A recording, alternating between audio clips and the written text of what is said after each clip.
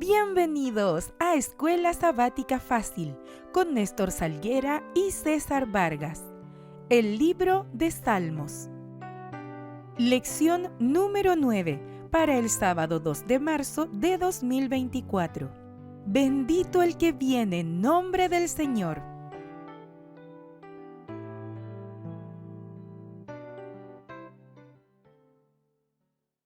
Buenos días, amada familia, queridos amigos. Gracias por estar con nosotros aquí en Escuela Sabática Fácil. Sean todos bienvenidos y, como siempre, su servidor Néstor Salguera y César Vargas, siempre gracias a Dios dándole por esta nueva oportunidad que tenemos de continuar con ustedes estudiando o repasando ya las lecciones de la Escuela Sabática. Así es. Ha sido un placer, ¿verdad?, estar con ustedes en cada programa. La verdad que hemos aprendido mucho, César, ¿verdad? Claro que sí. Demasiado. Creo que ahora sí entendemos el libro de los Salmos con más, digamos, profundidad, aunque es inmenso todavía, ¿verdad? Pero no hemos dejado de aprender. Y, César, vamos a la lección número 9. Gracias a Dios, ¿verdad? Estamos llegando ya. Solo nos quedan 4 de este trimestre. 4 lecciones. Y antes de iniciar, pues, queremos también saludar a algunos amigos que nos han escrito en el chat, César, de YouTube. Ahora hemos tenido bastantes comentarios. Creo que ahora el tiempo es que no nos va a dar para estar saludando a todos y le agradecemos mucho por esa participación, por ese apoyo, ¿verdad? Fíjense que, bueno, voy a iniciar, César, con Rommel López. Dice Rommel: aprecio mucho su motivación, el Evangelio de Jesucristo, dice, para llevarlo a todas las personas que a lo mejor están muy alejadas de nuestro Señor Jesucristo. Es una buena actitud que han tomado, cosa que actualmente las personas dejan atrás y no le dan importancia a las cosas de Dios, que es lo más importante en nuestras vidas. Así es, creo que lo más importante es Dios, ¿verdad, César? Así es, recuerden que la idea es poder reclutar, por así decirlo, a más personas para el reino de los cielos, así ¿verdad? Es. Por eso es importante que no dejen de compartir este video, ¿verdad? Dice Araceli Navarro: buenos días, muchas gracias por sus enseñanzas. Dios los bendiga y les siga dando sabiduría para seguir enseñando la palabra de Dios. Amén. Claro que sí. Dios es el único que nos da la sabiduría. Así que también dice Mauricio Cepeda: Dios sea dándonos de su poder a través de su Espíritu Santo, para que sigamos predicando este evangelio eterno a toda nación, lengua y tribu. Amén. Así es el mensaje que tenemos, ¿verdad? El mensaje a todo el mundo. Dice Alberto González: feliz inicio de semana, mis hermanos. En esta semana la lección de Escuela Sabática nos enseña, ¿verdad?, que a vivir la vida al máximo, pero en los caminos de Dios. Sea Dios guiando nuestra vida y fortaleciendo nuestra fe. Saludos de la iglesia El Remanente en Bogotá, Colombia. Saludos para esa iglesia hermosa también, ¿verdad?, de allá. Y Anthony Sequeira dice: muchas bendiciones, hermanos. Qué maravilloso es nuestro Dios, que nos ha dejado sus leyes escritas en nuestros corazones y en nuestras mentes. Las leyes de Dios son el mismo carácter de Dios. Hagamos como David: guardemos sus leyes en nuestro corazón para no pecar contra Dios. Bendiciones desde Guatemala. Fíjate que cuando leí este comentario me acordé de tu hermana Yami. Sabes que Yamilet es de Guatemala. Un saludo para Yamilet Vargas. Y pues ahora que no está en Guatemala, pues está en Estados Unidos. Tuve, ¿verdad?, el gusto de estar ahí también con ella. Saludos desde aquí. Y también me quiero dejar por fuera a Esther Valenzuela, que siempre está escribiéndonos. Dijo que era de Mexicali, por ahí. Así que gracias por sus comentarios y sus ánimos que nos dan, ¿verdad, César? Porque así nos animamos, ¿verdad?, a seguir estudiando. Así es, porque nos están escuchando y ese es el objetivo. Y no solamente que nos escuchen, sino también que la puedan compartir, como hemos dicho. Porque de esa manera estaremos llegando a más personas con la palabra del Señor, animándoles sobre todas las cosas, para que todos podamos tomar en serio el estudio de la Escuela Sabática, el estudio de la cartilla, para prepararnos, ¿verdad?, para nuestro pronto encuentro con nuestro Señor. Así es. Bueno, vamos entonces a pasar de lleno, ¿verdad?, a la lección de esta semana y vamos a orar antes de iniciar. Querido Padre, te damos gracias, Señor, porque tú nos has ayudado, oh Dios. Gracias porque todo lo que tenemos y todo lo que somos, oh Dios, es por tu gracia, por tu misericordia que lo tenemos, oh Dios. Bendícenos y permite, Señor, que podamos nosotros ahora comenzar a vivir una vida en la cual podamos depender de ti. Y que podamos ser como Moisés, oh Dios, siempre avanzar como viendo al invisible, como viéndote a ti, oh Dios, que tú eres el que provee todo para nosotros. Te pido de manera muy especial por cada oyente, cada amigo y hermano que está conectado, Señor, que tú bendigas su vida, su trabajo y que tú, oh Dios, puedas suplir cada necesidad nuestra. En el nombre de Jesús, amén y amén. Lección nueva para el 2 de marzo de 2024. Bendito el que viene en el nombre del Señor. Amén. Me acordé del libro de Lucas cuando Jesús iba entrando, ¿verdad? Entrada triunfal a Jerusalén. Así es. Y la gente gritaba, pues, este salmo, ¿verdad? Bendito el que viene en el nombre del Señor. César, el texto para memorizar dice, Salmo 118, 22 y 23, la piedra que desecharon los edificadores ha venido a ser la piedra angular. Obra del Señor es esto. Es una maravilla a nuestros ojos. Amén. Esa palabra piedra me llama mucho la atención porque... Fíjate que esta piedra angular, en esta lección aprendí algo nuevo. Y bueno, yo había escuchado la piedra angular porque Jesús lo dijo, pero la hermana Juárez en el Deseado de toda la gente, lo pueden encontrar en la página 549. Ella dice que esta historia es una historia verídica que sucedió cuando se iba a construir el primer templo, el templo de Salomón. Bueno, la Biblia dice que los canteros trajeron todas las piedras de manera que no se oyó ni un martillazo. Todo calzó tan exactamente. Pero hubo un incidente. Los canteros trajeron una piedra y los edificadores no sabían para qué. No la llamaban, tenía una forma rara y entonces no les gustó la piedra, la tiraron por ahí en un lado y siguieron edificando. Pero había un lugar propiamente en la esquina, en una esquina del ¿cómo se llama? Del edificio, donde necesitaban algo que soportara un peso tremendo. Ahí estaba, digamos, lo principal, ¿no? De la edificación. Y entonces, el cimiento de la edificación.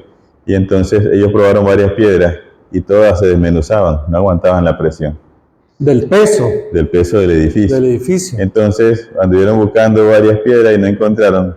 Y no sé, alguien se acordó de la piedra que estaba por ahí botada y habían pasado. Por tanto tiempo estuvo ahí recibiendo sol, lluvia y todo. Fueron a verla y la piedra estaba intacta. Trajeron la piedra para probarla y la piedra calzó exactamente en el lugar donde la estaban ubicando y solo faltaba ver si aguantaba la presión, porque ya había aguantado las inclemencias del clima y todo y estaba intacta. Así que al final, pues, la piedra que desecharon, que nadie la quería, era la piedra principal. Sin esa piedra el edificio no podía sostenerse. Y por eso fue que la inspiración hizo que Isaías, en el capítulo 28, del versículo 16, hablara de este asunto. No, y fíjate que eso aparece también, César, en el libro de Isaías, ¿verdad? Cuando Jesús menciona, por lo menos en Isaías, capítulo 28, versículo 16, ¿verdad? Sí. Donde habla de esa piedra que es representada o que representa a Cristo.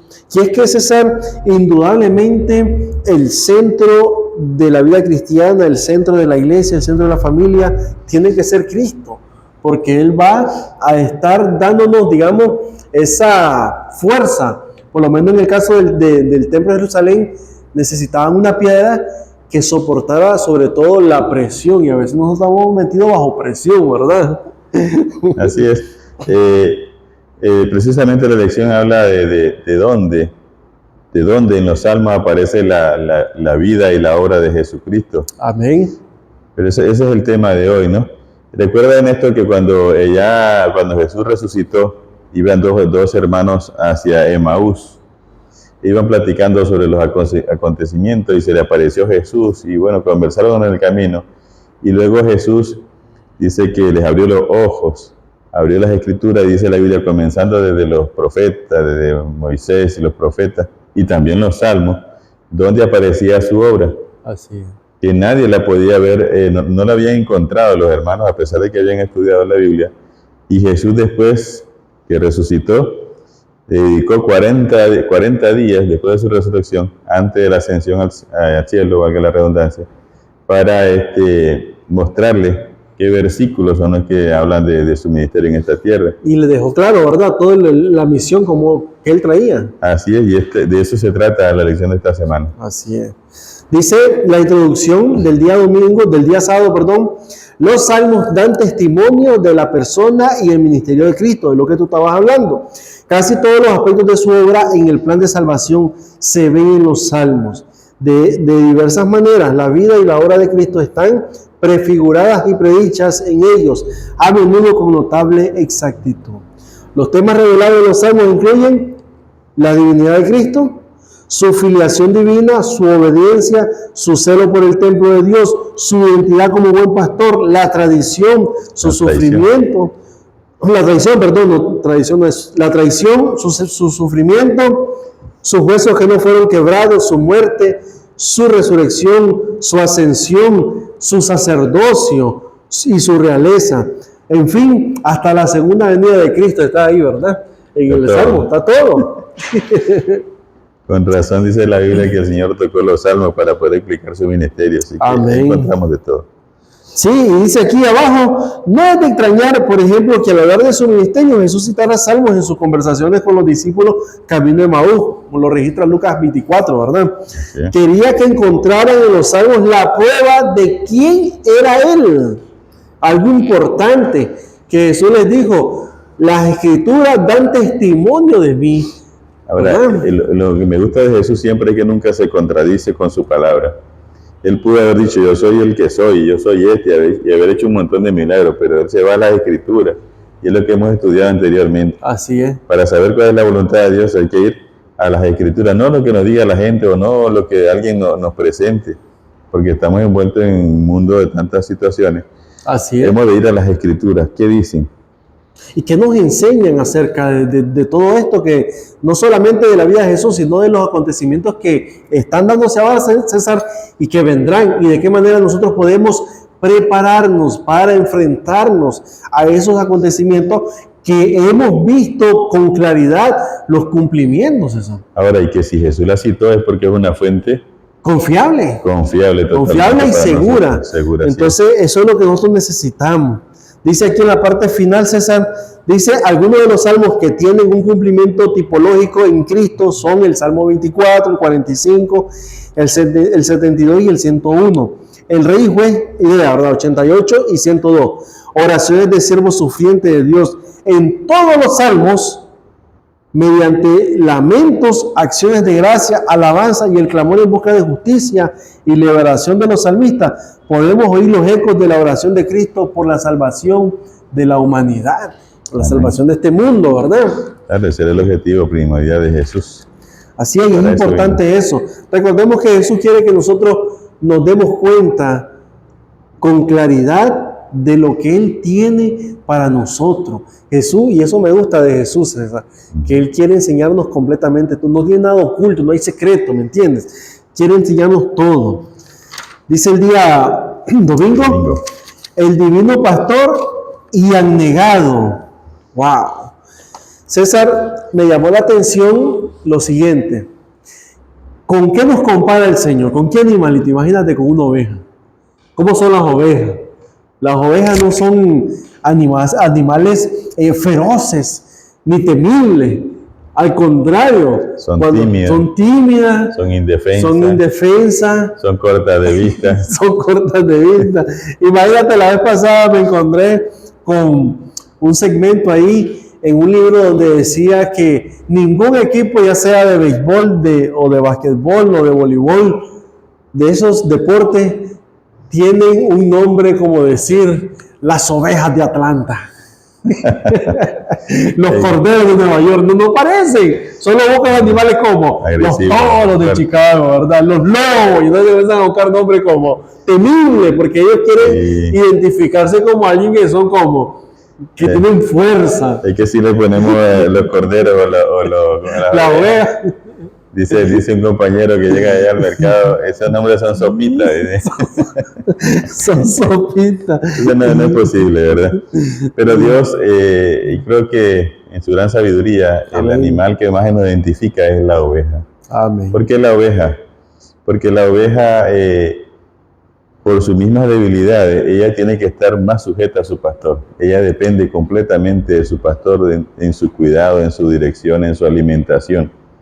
Y en ese sentido nosotros somos ovejas, no porque seamos buena cosa, sino porque tenemos a alguien, por lo menos en el caso de las ovejas, pues nosotros podemos investigar acerca de las ovejas, pero las ovejas, César, cuando tienen un buen pastor, ¿verdad? Porque Jesús menciona que hay mal pastor, pero cuando hay un buen pastor, las ovejas dicen que oyen su voz, le conocen y entonces ellas siguen a ese pastor. Y Jesús se identifica en el Salmo 23 como el buen pastor, ¿verdad? Y me llama la atención porque dice la sierva del Señor en el deseo de toda la gente, página 444, de todas las criaturas, la oveja es una de las más tímidas, indefensas, lo que tú decías. Y en el oriente el cuidado del pastor por su rebaño es incansable e incesante.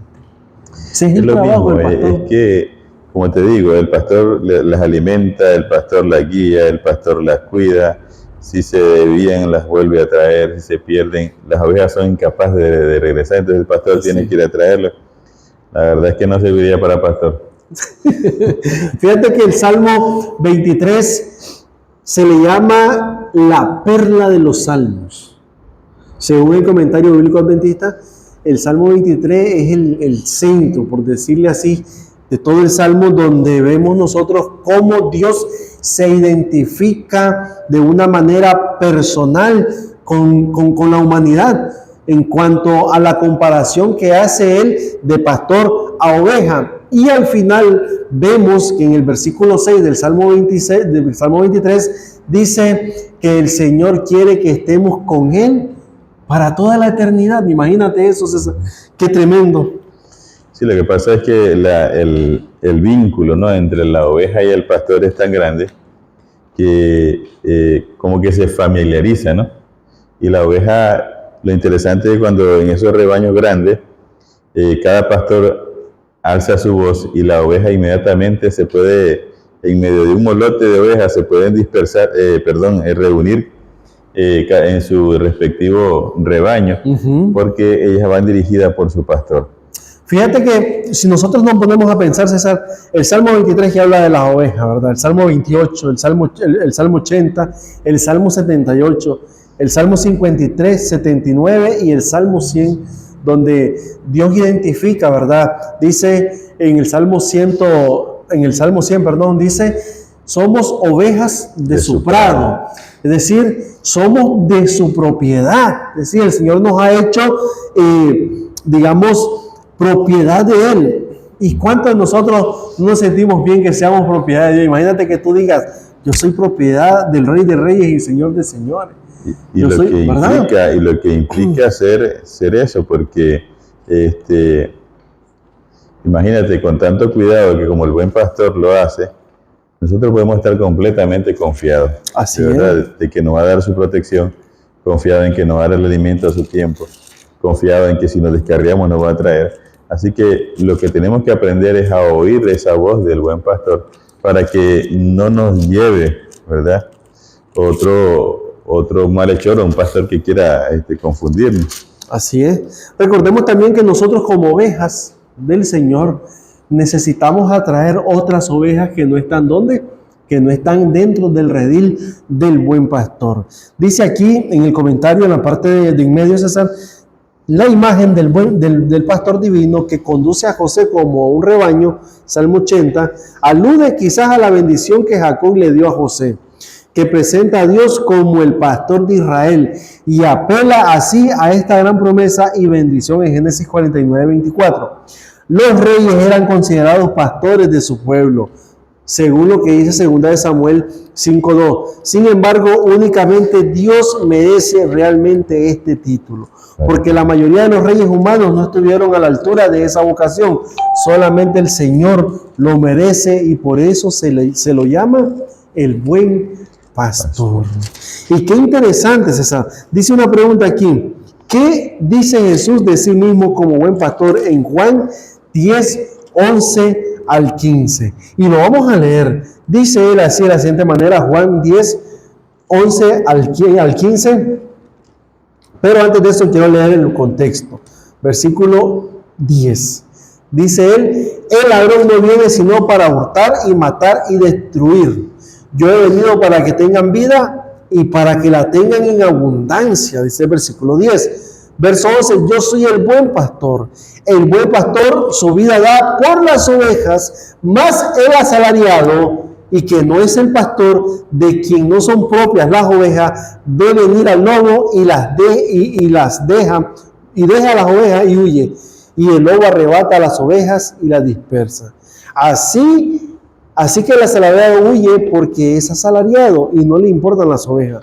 Yo soy el buen pastor y conozco mis ovejas y las mías me conocen, así como el Padre me conoce y yo conozco al Padre y pongo mi vida por las ovejas. Estos versículos, César, nos abren una nueva visión para ver cómo Jesús quiere mostrarnos su amor abnegado. Imagínate, dice él, yo soy el buen pastor que su vida da por las ovejas. Es decir, que si una oveja está en peligro, un lobo feroz, solo me acuerdo cuando David dice, si venía un león, un oso, yo me enfrentaba contra él para quitarle esa oveja, ¿verdad? De su garra, por llamarle así. Y David era un pastor, acuérdense que David era un pastorcito, y David también tomó, por decirlo, ese prototipo de Jesús en cuanto al defensor de las ovejas. Nosotros no estamos solos, familia. Tenemos a un buen pastor que Él da su vida y ya la dio por nosotros. Ahora solo falta que nosotros podamos venir a Él y reclamarlo como nuestro pastor, César. Así es, dice el comentario. A veces en la parte de abajo del domingo, a veces el rebaño de Dios sufre diversas aflicciones que el pueblo entiende como señal de descontento y el abandono de Dios. Sin embargo, el buen pastor nunca abandona a sus ovejas descarriadas, sino que las busca para salvarlas. Esta es una poderosa imagen de la relación de Dios con su pueblo. Él está dispuesto a morir por sus ovejas y, paradójicamente, a convertirse en cordero sacrificado por ellas. Además, Jesús confirmó que llamaría a sus ovejas de otros rebaños y las uniría a un solo rebaño, lo que estabas hablando. Amén.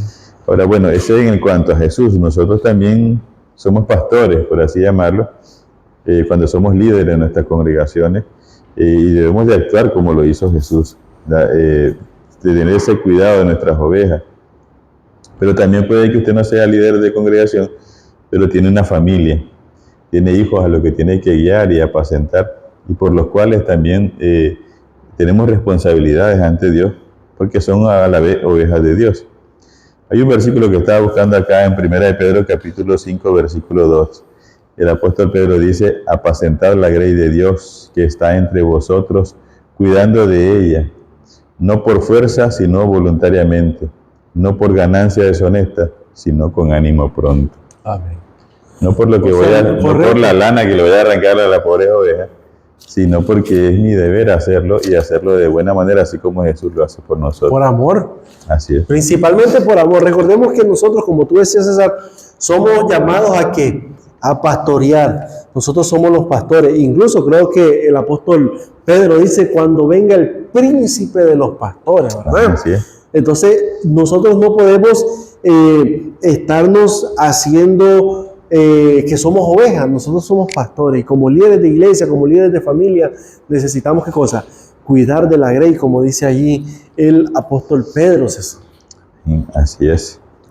Ok, vamos a pasar el día lunes, el Mesías sufriente. De eso también hablan los salmos, y especialmente el Salmo 22 y el Salmo 118. El Salmo 22 es interesante porque habla del sufrimiento de Jesús.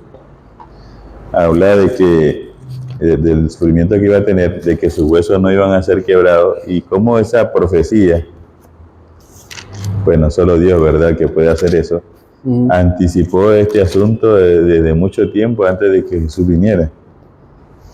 Imagínate que cuando el hombre iba a quebrar los huesos a Jesús, Para que muriera pronto en la cruz. Sí. Ajá. El otro que estaba ahí le dijo que estaba muerto. Que estaba muerto. O sea, ya Dios, ¿verdad? Como tú dices, ya se había anticipado a todos esos eventos y que la profecía a través de los salmos pueda cumplirse al pie de la letra. Porque todo lo que aparece ahí, César, incluso cuando Jesús dice, ¿verdad? ¿Por qué me han desamparado? Lo vimos en lecciones pasadas, fue escrito en los salmos y hasta cuando las ropas la echaron a la suerte, sí. ¿verdad? Ahora, para los hermanos que no tienen tanto conocimiento en esto, cuando crucificaban a una persona, como lo hicieron con Jesús, si la persona no moría el mismo día, entonces le quebraban los huesos de los pies para que de esa manera pues muriera pronto y poderla descolgar y no quedara en el madero. Y eso es lo que iban a hacer con Jesús. Y es la profecía que aparece acá en el Salmo 22. Dice el Salmo 22, versículo 1, vamos a leerlo. Dice, Dios mío, ¿por qué me has desamparado? ¿Por qué estás tan lejos de mi salvación y de las palabras de mi clamor? Dios mío, clamo de día y no responde, y de noche y no hay para mí reposo. Y entonces aquí vemos que esta profecía tuvo cumplimiento, César, cuando Jesús estaba en la cruz y donde se miró solo, ¿verdad?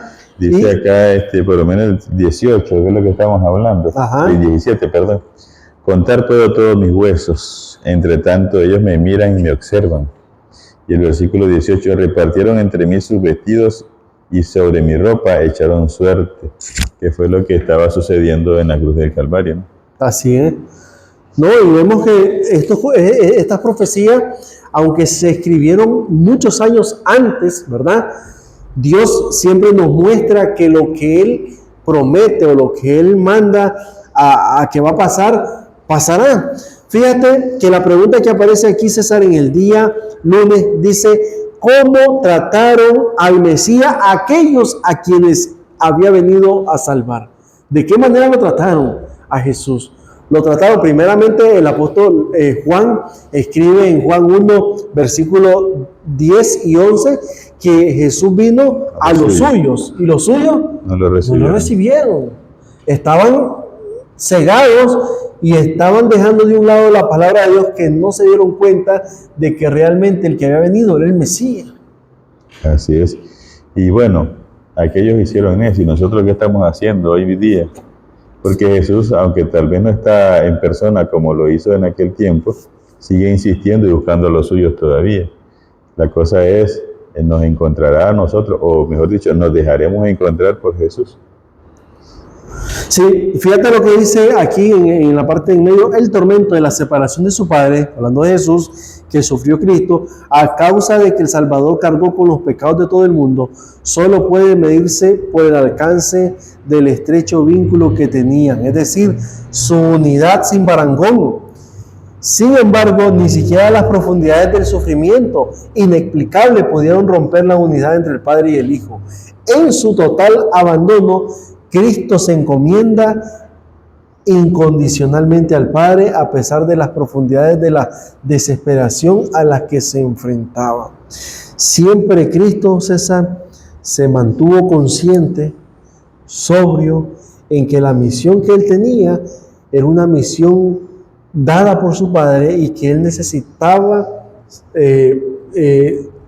hacer esto, aunque sea doloroso, él necesitaba salvarnos, ¿verdad? Ahora, fíjate que estaba pensando en esto. Cuando la Biblia habla del Salmo 23 y habla de todo, cómo Dios guió al pueblo, está hablando de Jesús, ¿no? Fue Jesús quien guió a su pueblo, quien se lo sacó de Egipto, quien lo llevó a través del mar. Es Jesús el buen pastor. Pero en este caso Jesús estaba siendo oveja. Ahora es oveja. Correcto. Ahora es oveja. Ahora él debe de depender de su Padre, a como él nos había enseñado a nosotros. Es tremendo ese asunto. La hermana Juan lo relata ahí en El deseo de toda la gente, en la página 701. Sobre Cristo como sustituto y garante de nosotros, fue puesta la iniquidad de todos nosotros. Fue contado por transgresor para que pudiese redimirnos de la condición de la ley. De la condenación. De la condenación de la ley, perdón.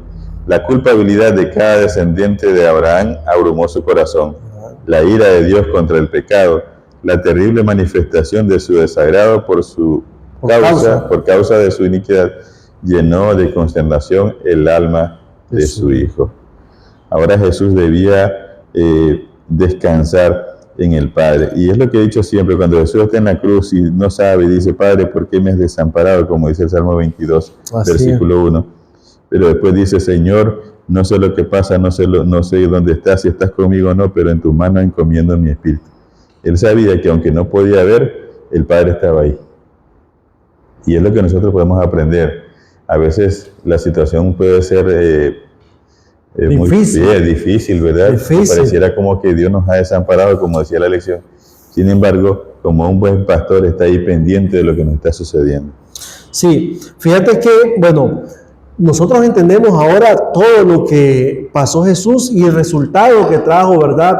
La crucifixión de Jesús, que fue un resultado muy bueno. Nosotros hoy podemos gozar de la salvación y de la vida eterna. Y tú hiciste una pregunta muy importante, César.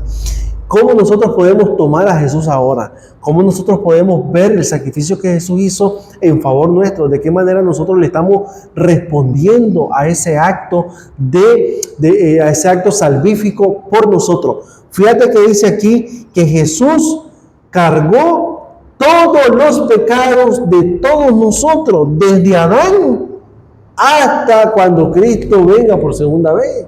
¿Verdad? Sí. Al último ser en esta tierra son los pecados que Jesús cargó. No solamente fueron los pecados por decir así, de los primeros padres, no, de toda la humanidad. Y entonces nos damos cuenta de que lo que a Jesús lo pone agobiado, lo pone desesperado, es el pecado que Él lleva.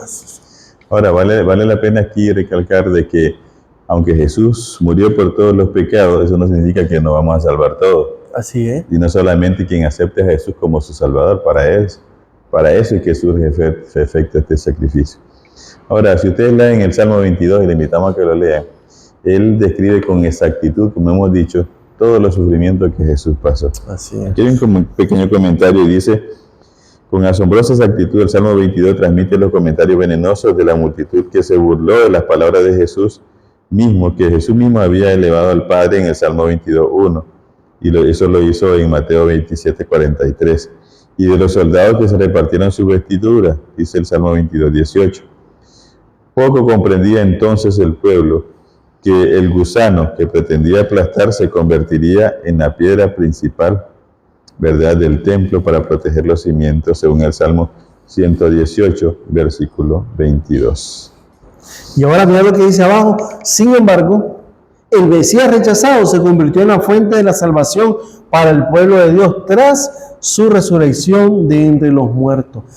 Y aquí nosotros vemos una imagen clara de lo que simbolizaba la piedra rechazada en el templo.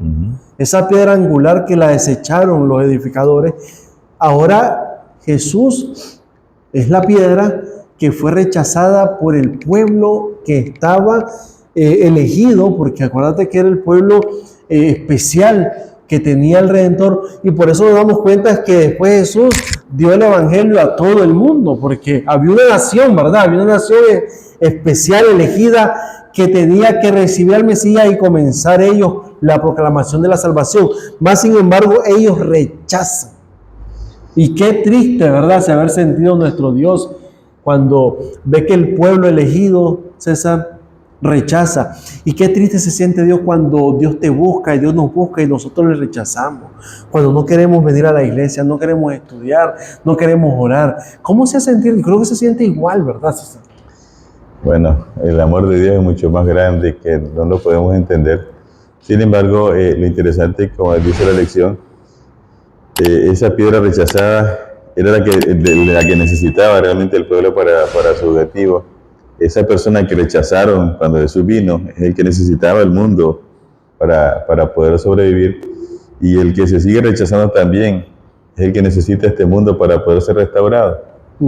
Y así como se convirtió en el Salvador del mundo, ahora nuestro Dios vendrá como el Dios Todopoderoso, y ese que todavía lo podemos hacer hasta hoy el poder rechazarlo, ¿no? No significa que Jesús va a estar siempre así. Hay un momento en que Dios va a ponerle fin a todo esto. Así que la invitación es siempre, ¿verdad?, a tomar esa oferta que hemos dicho, la salvación en Cristo Jesús, que nos da una nueva vida y que solo quiere lo mejor para nosotros. Ahora, pensemos en lo siguiente. ¿Qué debemos de sentir nosotros, verdad? Porque todos fuimos salvos por Jesús. Jesús hizo ese sacrificio por cada uno de nosotros. Pero, ¿cómo nosotros deberíamos de sentirnos cuando Jesús vino a esta tierra, tomó nuestro lugar, murió por nosotros? Teníamos que ser nosotros. Pero Jesús toma nuestro lugar, muere Él por nosotros, y ahora Jesús promete no solamente vida o perdón de pecados, sino que también vida eterna. Entonces la pregunta es, y aquí me gusta cómo lo dice César, dice, ¿cómo debería influir sobre tu vida actual el hecho de que Jesús sufriera en tu nombre? Imagínate, ¿por qué el pecado nos debería parecer tan aborrecible, ¿verdad? Debería ser aborrecible el pecado para nosotros. Así es. Bueno, otro salmo que viene hablando acá es que el Salmo 89, el Salmo 132, lo que nos recalcan es que Dios siempre es fiel a su pacto. Así es, y así dice el día martes, ¿verdad? Siempre fiel a su pacto. ¿Sabes?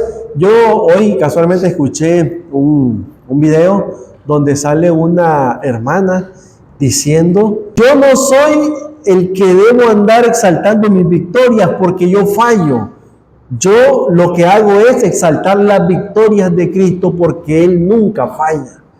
¿Entiendes? Entonces, qué hermoso entender eso, ¿verdad? Entender que nosotros somos falibles y que no somos fieles, nosotros fallamos, somos infieles, pero Cristo se mantiene, César, fiel todo el tiempo. Ay, mis hermanos, por eso hemos dicho que si un día estaremos en el cielo será solamente por la gran misericordia y el amor de Dios para nosotros. Por el su apóstol gracia. Pablo lo entendió y dijo, ahora yo me viene glorío en mis debilidades, ¿verdad? Así Porque es. de esa manera el poder de Jesús se manifiesta en mi vida y me hace una persona diferente. Por eso dice acá el Salmo 89 y el Salmo 132, Dios le hizo una promesa a David, y es que nunca iba a faltar un descendiente suyo en el trono. Dice que el comentario del pacto davídico contiene la promesa de Dios de sostener eternamente el linaje de David y la prosperidad del pueblo de Dios.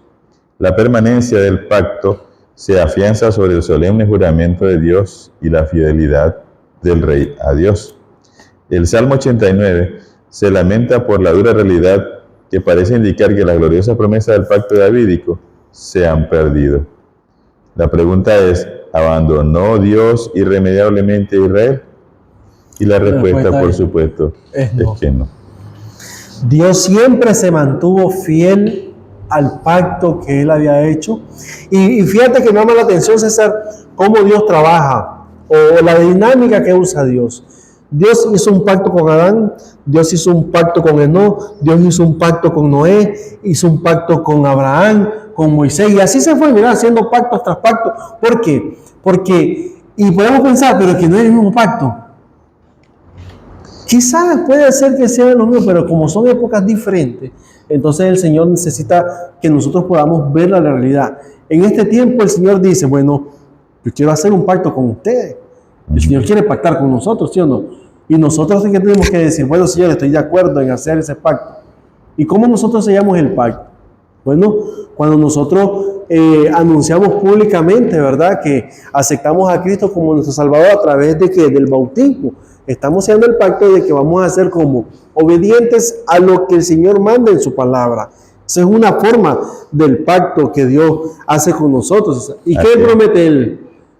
Ok, recuerda, esto que estás hablando ahorita me recuerda al libro de Oseas. Ajá, Oseas. De la fidelidad de Dios. O sea, Dios manda a Oseas que se cate con una prostituta.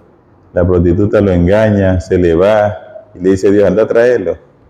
El hombre va a traer a la mujer, la quita de los mismos hombres que estaban con ella y se la lleva para su casa, la vuelve a atender y después la mujer se le vuelve a ir y Dios le manda a Oseas, vaya a traerla otra vez. El pobre Oseas le tocó eso, pero eso tenía una lección mucho más grande. Mostrar la infidelidad del pueblo y la fidelidad y el amor de Dios hacia su pueblo. ¿Cuántas veces le hemos fallado a Dios? ¿Cuántas veces le hemos pedido perdón? Muchísimas veces. Imagínate que Dios dijera, te perdono 70 veces. Yo creo que todos hubiéramos llenado ese vaso, ¿no? Hubiéramos gastado esas oportunidades. Sin embargo, porque Dios es bueno y su amor es para siempre, como decía el Salmo anteriormente, creo que el Salmo 136, es porque nosotros ahora podemos ir una y otra vez diariamente y pedirle perdón. Y así es como nosotros nos damos cuenta, César, del poder perdonador de Dios. A veces nosotros pensamos que Dios, cuando Dios nos muestra, por decir así, su juicio, pensamos que ya no hay salvación para nosotros, cuando es al contrario. Cuando el Señor nos muestra su juicio, nos damos cuenta que Dios es un Dios perdonador, un Dios que quiere darte chance, como dice allá en el libro de Isaías, capítulo 1, versículo 18. Ven y estemos a cuenta, hagamos cuenta. Sí. ¿Cómo son tus pecados? Lo bueno de Dios es que dice el comentario, y la misma Biblia lo dice, que la ira de Dios no dura para siempre. O sea, Dios manda y permite las cosas, pero siempre esperando que tú reflexiones y vuelvas a Dios. Esa es la idea. No obstante, dice acá, el amor eterno de Dios perdona los pecados de las personas cuando éstas se arrepienten, independientemente del tiempo que haya pasado. Así es. No, y fíjate cómo dice aquí, en resumen, aunque el componente humano del pacto fracasara, el pueblo podía descansar en la promesa de los propósitos inmutables de Dios mediante el Mesías, que encarna toda la justicia y la salvación de Israel y del mundo entero. Imagínate que si Dios hubiera dicho, bueno, me fallaste, rompiste la promesa, ¿verdad?, de que te ibas a mantener fiel al pacto. Ya no hay nada que hacer. Ya no voy a seguir, como decimos nosotros, ¿verdad?, confiando en ti. Ya no hay confianza. Si Dios hubiese actuado de esa manera, nosotros estamos perdidos, ¿verdad? Ahorita se me vino a la mente cuando tú estás escribiendo una cosa y te sale mal, arrancas la página, la haces moña y la tiras a la basura. Si Dios hiciera eso con nosotros, nunca hubiera escrito una carta buena. Pero bueno, lo bueno es que acá dice la Biblia, en Jesucristo, el Hijo de David, y es el Mesías, según Mateo 1 y Hebreo 1:8, se lo llama el primogénito, principal de toda la creación, en alusión al Salmo 89:27, que llama a David, quien era el tipo de Cristo y el primogénito de Dios. Al final Dios cumple su pacto a través del mismo Jesús, porque era descendiente de David. Así es. Y fíjate que me llama la atención cómo del linaje de David, de Dios, ¿verdad?, sale Jesús, ¿verdad? Y qué bonito cómo Dios no desecha, ¿verdad?, a los que son llamados. Dios nos ha llamado ahora para que nosotros podamos anunciar las buenas nuevas de salvación. Dios no nos va a desechar así por así. Tenemos que luchar por ser instrumentos en las manos de Dios. ¿Saben? David tuvo problemas, David fracasó, David tuvo bastante problemas cuando su adulterio, ¿te acuerdas, César? Y tuvo consecuencias graves. Pero David entendió que Dios era más grande y poderoso que el pecado que él había cometido, o que los pecados que había cometido, y se arrodilló a Dios. Le pidió perdón y Dios en su misericordia lo perdonó. Y David llegó a comprender que vale la pena servir a Dios. Amén. Ok, este Jesús que habla la Biblia aparece aquí en el comentario del día martes en la parte de abajo, Colosenses 1, 16 y 20 al 22. Estos versículos enseñan que Jesús no es más que el Dios del cielo. Amén. Por eso el día miércoles trae por título Rey eterno de poder incomparable. Amén. Y hace alusión al Salmo 2, al Salmo 110, al Salmo 89 y al Salmo 110 nuevamente. ¿Qué enseñan estos acerca de Jesús? Como Rey. ¿Qué enseñan, verdad? Bueno, la descripción de Dios como Padre del Mesías apunta a la coronación del Rey cuando éste fue adoptado en el pacto de Dios. Como lo dice el Salmo 2.7, sí. Salmo 89, 26 al 28, Salmo 2.7, prevé la resurrección y la exaltación de Cristo como el amanecer del nuevo pacto eterno y el sacerdocio real de Cristo. ¿Cómo dice el versículo 7 del Salmo 2, César? Dice, yo publicaré el decreto. Jehová me ha dicho, mi hijo eres tú, yo te engendré hoy. Amén. Ahora, esto no quiere decir que Jesús es inferior al Padre.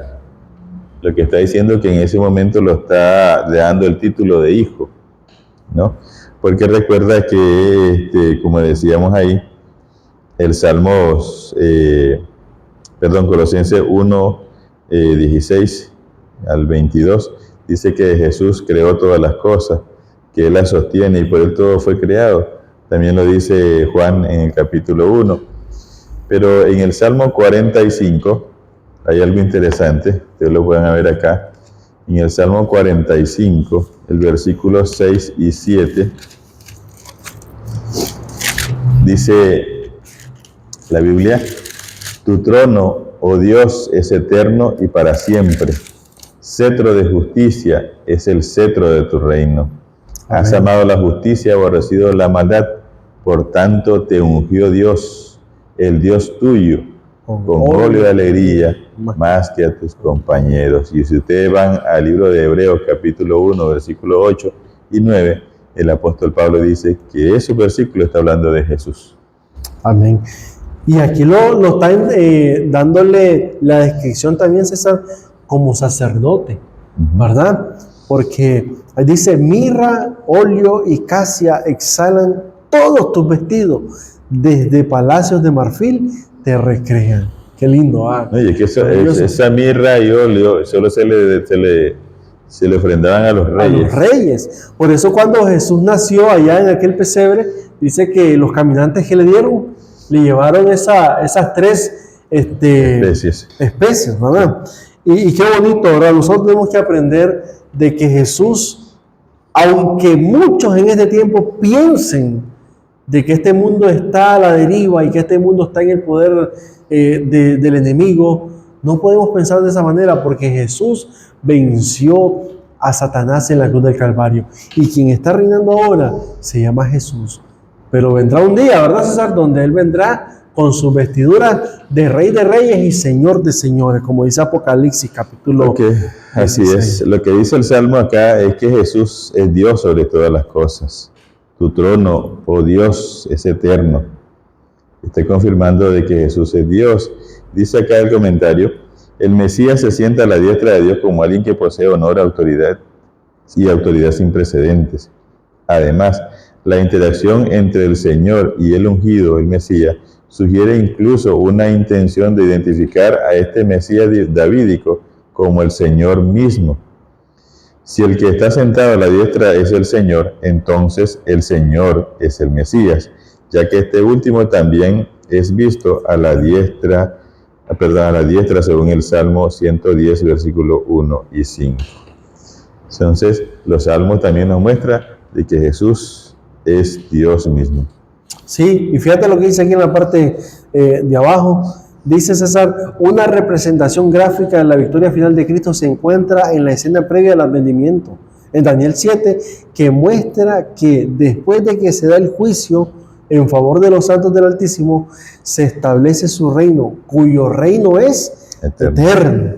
Gracias a la cruz, la promesa del reino está asegurada. Amén. Ok, amén, así es. Jesús es Dios también, igual que el Padre e igual que el Espíritu Santo. Así Día jueves. Sacerdote eterno según el orden Melquisedec. Fíjate que yo siempre he estado con esta pregunta, César. ¿Quién era Melquisedec? ¿Y por qué dice según el orden de Melquisedec? Solo Melquisedec aparece cuando Abraham, ¿recuerdas? Sí, allá por Génesis 13, más o menos. Que ganó una batalla, o creo que fue cuando habían capturado a su sobrino, Lot. Sí. Y entonces dice que llevó los diezmos, ¿fue que llevó? Sí, se le entregó a Melquisedec. Ok, el Salmo 110, versículo 4 al 7. Vamos a leer ese versículo. Vamos a leer esos versículos que están muy buenos.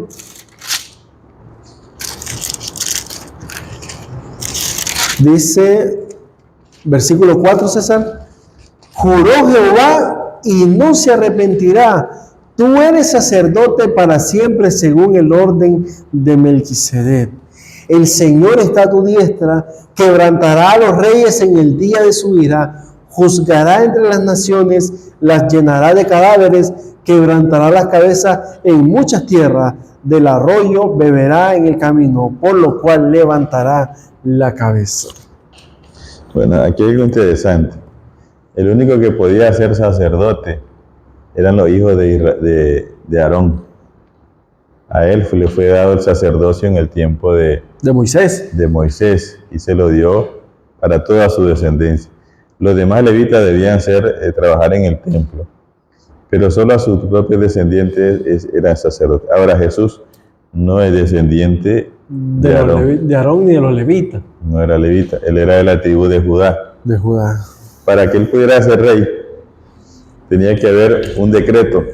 Para que pudiera ser sacerdote. Para que pudiera ser sacerdote, perdón. Sacerdote. Tenía que hacer un decreto. Y es que aparece aquí en el Salmo 110, versículo 4. Ahora, ¿por qué según el orden de Melquisedec? Melquisedec, que hemos hablado, que aparece allá en el libro de Génesis, a Melquisedec no se le conoce ni padre, ni madre, ni descendencia, ni nada. Solo ahí aparece, creo, en la Biblia. Solo dice que era el rey de Salem, que era Jerusalén en aquel tiempo. El rey de Salem, y que era sacerdote del Dios Altísimo. No se conoce ni principio ni fin. Igual que Jesús, no tiene ni principio ni fin. Ahora, el otro asunto está en que Jesús era rey, o es rey, pero según la Biblia, el rey no puede ser sacerdote, ejercer la función de sacerdote. Entonces, ustedes recuerdan cuando... En el caso de Saúl, ¿te acuerdas? En el caso de Saúl, exactamente, en 1 Samuel, versículo 13, Saúl ofreció sacrificio esperando a Samuel, que nunca llegaba, se atrevió a ofrecer el sacrificio y quedó mal. Luego, en 2 de Crónicas, capítulo 26, se habla la historia del rey Uzía, un rey muy recto delante de Dios y que Dios lo había prosperado. Sin embargo, él quiso ofrecer incienso a Dios y no se le permitió y fue lleno de lepras. O sea, no podía. Entonces, para que este Jesús pudiera ser sacerdote, tenía que haber un decreto, y ese es el que se da en este salmo.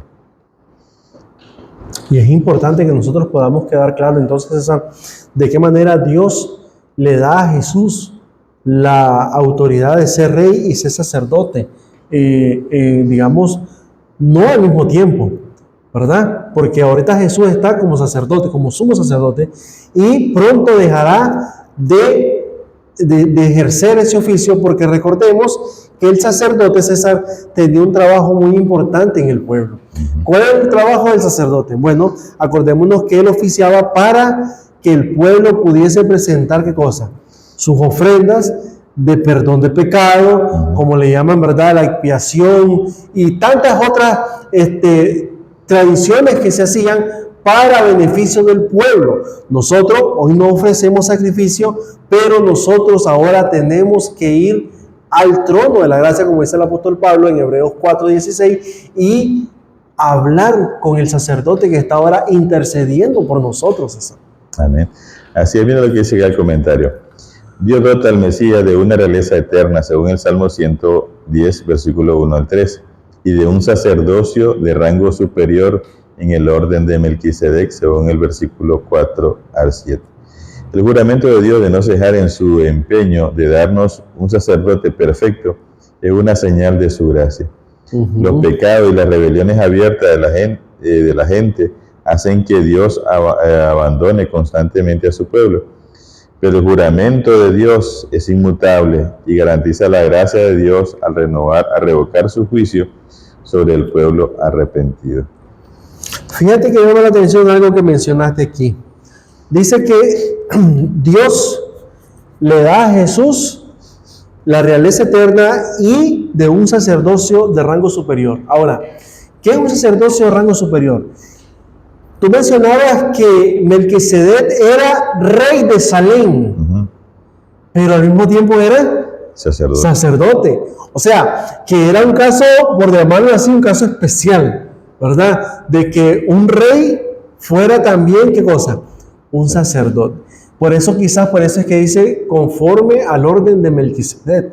Puede ser que en ese tiempo Melquisedec, ¿verdad?, era rey y ejercía también o oficiaba como sacerdote, y hoy nosotros vemos que Jesús es igual. Jesús es rey, pero también está oficiando como sumo sacerdote, ¿verdad? Es lo que dice acá el comentario en la parte en medio del día jueves. Salmo 110 distingue al Mesías rey de los demás reyes y sacerdotes de Israel. El sacerdocio eterno de Cristo deriva de Melquisedec, quien era a la vez rey de Salem y sacerdote de Dios Altísimo, según Génesis 14, del 18 al 20. El Antiguo Testamento nunca habla del rey David ni de ningún otro rey israelita como poseedores del sacerdocio según el orden de Melquisedec, excepto en el Salmo 110. Es evidente que este salmo habla del sacerdocio de Melquisedec. Claramente el salmo habla de un rey sacerdote distintivo de la historia de Israel. Ahora, ¿por qué un sacerdote superior? Los demás sacerdotes antes, para ofrecer un sacrificio, tenían que ofrecer primero por él, ¿verdad? En este caso, Jesús se ofreció una vez y para siempre. El otro sacerdote se veía limitado con la vida. Moría y había que cambiar de distinto sacerdote cada vez en cuando. Pero con Jesús se hizo un solo sacrificio, ¿verdad?, para siempre. Por eso Hebreos capítulo 4, versículos 15 y 16 dice: porque no tenemos un sumo sacerdote que no pueda compadecerse de nuestras debilidades, sino uno que fue tentado en todo, según nuestras semejanzas, pero fue sin pecado. Amén. Y ahora, dice él, acerquémonos pues confiadamente al trono de la gracia, para alcanzar misericordia y la gracia para el oportuno socorro. Ahora Jesús nos abrió un camino directo hasta el trono de la gracia. Hasta el Padre. César, me gusta la pregunta que hace aquí, el comentario. Lee Hebreos 7, 20 al 28. Y dice, ¿cuáles son algunas de las implicaciones del sacerdocio superior de Cristo? Vamos a leer ese capítulo de Hebreos 7 y estos versículos 20 al 28, para que podamos ver algunas de las implicaciones que hacen de que Cristo tenga un sacerdocio superior. Puedes leer, César, si ya lo tienes ahí. Sí, dice el 20, y esto no fue hecho sin juramento, porque los otros ciertamente sin juramento fueron hechos sacerdotes, pero con juramento de que él dijo, juró el Señor y no se arrepentirá. Tú eres sacerdote para siempre según el orden de Melquisedec. Por tanto, Jesús es hecho fiador de un mejor pacto. Versículo 23. Y los otros sacerdotes llegaron a hacer mucho debido a que por la muerte no podían continuar. Mas por cuanto permanece para siempre, tiene un sacerdocio inmutable, por lo cual puede también salvar perpetuamente a los que por él se acercan a Dios, viviendo para siempre para interceder por ellos. Porque tal sumo sacerdote nos convenía, santo, inocente, sin mancha, apartado de los pecados y hecho más sublimes que los cielos, que no tiene necesidad cada día, como aquellos sumos sacerdotes, de ofrecer primero sacrificios por sus propios pecados y luego por los del pueblo, porque esto lo hizo una vez y para siempre, ofreciéndose a sí mismo. Porque la ley constituye sumo sacerdote a débiles hombres, pero la palabra de juramento posterior a la ley, al Hijo, hecho perfecto y para siempre. Qué tremendo. César, y es todo lo que tú decías, que Jesús tiene ahora una de las implicaciones, como decía aquí, implicaciones, acerca de por qué Él es un sacerdote y por qué es rey. Porque Jesús, como tú decías, no tiene que estarse ofreciendo para interceder por nosotros, sino que Él ya se ofreció una vez, y dice el apóstol Pablo, una vez para siempre. Mira lo que dice el comentario. Al ser a la vez Rey divino y sacerdote eterno, Cristo tiene una superioridad sin precedentes sobre los sacerdotes y los reyes humanos. Por lo tanto, podemos tener esperanza. Cristo sostiene un pacto superior que se basa en el juramento de Dios y no en promesas humanas. Él ejerce su ministerio en el santuario celestial. Su sacerdocio no se ve afectado por el pecado ni por la muerte, como el de los sacerdotes humanos, y por eso puede interceder por su pueblo y salvarlo por siempre. La obra reconciliadora de Cristo como sacerdote perfecto y compasivo le da a su pueblo la seguridad duradera de permanecer ante la presencia misma de Dios. El sacerdocio real de Cristo abolirá el dominio del mal, no solamente en el corazón de las personas, sino también en el mundo. Cumplirá la promesa de Salmo 2 de que toda nación y todo gobernante estarán sujetos al juicio real de Cristo Jesús. El maravilloso sacerdocio real de Jesús reclama nuestra obediencia y confianza absoluta. En otras palabras, familia, amigos, ¿qué estamos haciendo? Perdiendo el tiempo. Vamos ahora mismo a nuestro sacerdote que nos comprende, que Él ha pasado por todas esas situaciones que nosotros pasamos. Por eso es un sacerdote, dice el apóstol Pablo, que no pueda compadecerse de nuestras debilidades. Es uno que nos conoce bien y por como nos conoce, Él nos entiende. Y como nos entiende, Él quiere ayudarnos. Ahora, valga aclarar acá que es el único intercesor. No hay otro. No hay otro. No hay nadie que sea capaz de poder interceder por nosotros, ni en el cielo ni en la tierra. Solo nuestro Señor Jesucristo, por Amén. todas estas cosas que hemos hablado. Amén. Qué grandiosa lección, César, ¿verdad? Qué maravilloso. Dice el día viernes, vamos a leer la última parte. Dice Elena G. de White en El Deseado de toda la gente, Dios con nosotros, página 11 y a la 18. Dice, al ser a la vez oraciones de Cristo y oraciones acerca de Cristo, los salmos ofrecen una revelación única de la persona y el ministerio redentor de Cristo como aquel que es Dios con nosotros, como dice Mateo 1:23. Jesús es Dios con nosotros en las angustiantes oraciones de abandono y sufrimiento. Es Dios con nosotros en el clamor por justicia y liberación. Jesús es Dios con nosotros al no abandonarnos a nuestra perdición y desesperación, sino que nos muestra el camino victorioso de la fe. Se hizo por nosotros sacerdote y rey eterno a fin de salvarnos de la perdición eterna del pecado. En Cristo, el perfecto Rey davídico, se cumplen todas las solemnes promesas de salvación de Dios. Amén. Amén. Qué maravilloso, César. El siguiente párrafo me gusta, la hermana Joya habla ahí, en el libro El Deseo de toda la gente, página 16. Por medio de su humanidad, Cristo tocó a la humanidad, y por medio de su divinidad se aferró del trono de Dios. Como hijo de hombre, nos dio un ejemplo de obediencia. Como hijo de Dios, nos imparte poder para obedecer. Por eso hemos dicho que solo Jesús es el único intercesor entre Dios y el hombre. Fue Cristo quien habló a Moisés desde la zarza en el monte Horeb, diciendo, yo soy el que soy. Así dirás a los israelitas de Israel, el yo soy me envió a vosotros, según Éxodo capítulo 3, versículo 14. Tal era la garantía de la liberación de Israel.